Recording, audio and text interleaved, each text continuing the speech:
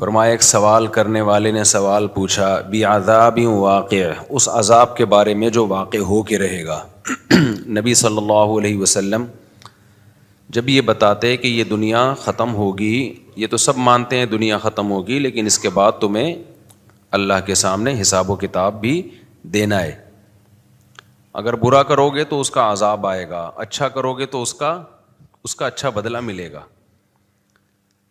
تو مشرکین اور کافر لوگ کیا کہتے ہیں؟ بھائی جو عذاب آئے گا تو ابھی لے آؤ، آپ جو عذاب آئے گا وہ ابھی لے آؤ۔ ایک اعتراض تو یہ کیا کرتے تھے، لِمَ تَسْتَعْجِلُونَ السَّيِّئَةَ بِالْحَسَنَةِ، پیغمبر کہتے تھے کہ تم بجائے اس کے کہ توبہ کرو اور اپنے گناہوں کو معاف کرواؤ، تم توبہ کے بجائے عذاب میں جلدی کیوں کرتے ہو؟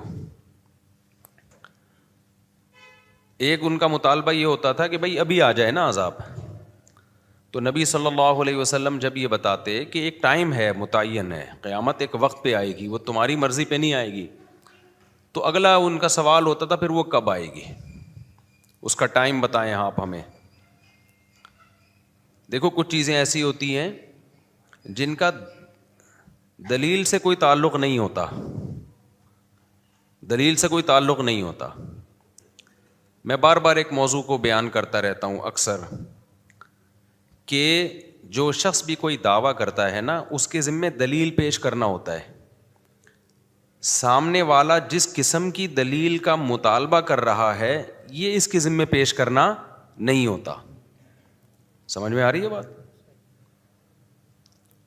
دلیل کسے کہتے ہیں؟ کسی شے کا ایسا ہونا کہ اس کے تصور سے کسی دوسری چیز کا تصور لازم آئے، اس کو دلیل کہتے ہیں۔ مثال کے طور پر آپ کو دھوپ نظر آ رہی ہے، آپ جب دھوپ کا تصور کریں گے لازمی طور پر سورج کا تصور آئے گا کہ نہیں آئے گا؟ یہ ہو سکتا ہے کہ دھوپ کا تصور آ رہا ہو اور آپ سورج کی نفی کر رہے ہو، ابے ایکو کر دیا، پہلے ٹھیک تھا یار۔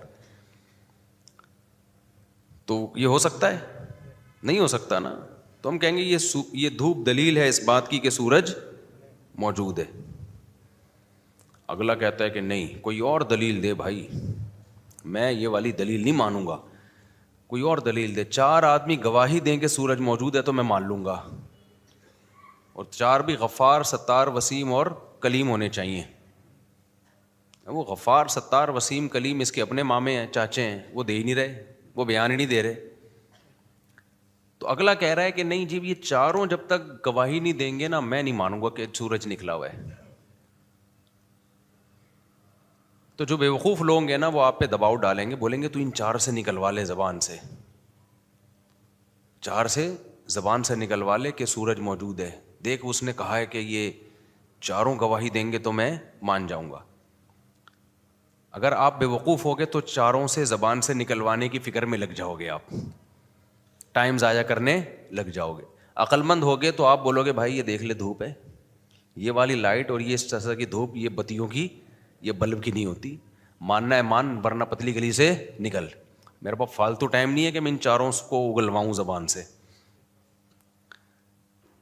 یہ تو ایک پلان ہوتا ہے کہ پہلے سے پلان کیا ہوا ہے کہ ان چاروں سے یہ اگلوا نہیں جائے گا۔ تو آج بہت سارے باطل فرقے جو ہے نا، غیر مسلم بھی، وہ کہہ رہے ہوتے ہیں ہم سے ہماری مرضی کی دلیل دو، جو ہم کہہ رہے ہیں اسلام کے برحق ہونے کی، پیغمبر کے برحق ہونے کی، یا جن مسائل کو تم فالو کرتے ہو ان کے برحق ہونے کی، جو دلیل ہم مانگ رہے ہیں وہ دو۔ غیر مسلم کیا دلیل مانگتا ہے؟ جو مشرکین دلیل مانگتے تھے، قیامت کب قائم ہوگی؟ آپ کو چونکہ قیامت کا ٹائم نہیں پتا، اس کی علامت ہے کہ قیامت آئے گی نہیں۔ بے بھائی کسی چیز کا ٹائم پتہ نہ ہونا، یہ اس کی علامت کب سے ہو گئی کہ یہ چیز ہی نہیں ہے؟